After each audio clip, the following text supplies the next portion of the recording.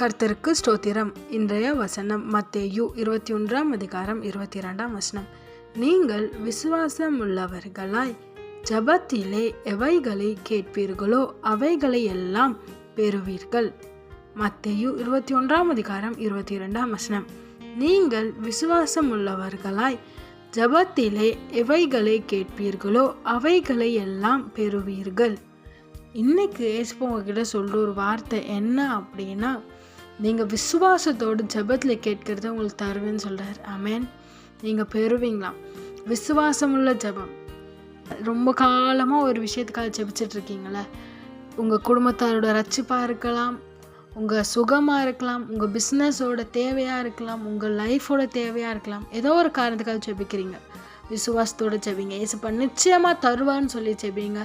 நிச்சயமாக உங்களுக்கு அவைகளை தந்து உங்களை ஆசீர்வாதத்தை உயர்த்துவார்.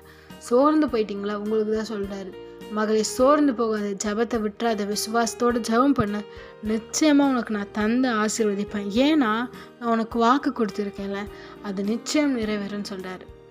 சோர்ந்து போகாதீங்க. ஏசப்பா உங்கள் கூட இருந்து உங்களை ஆசீர்வதித்து உயர்த்துவார். ஆமென்.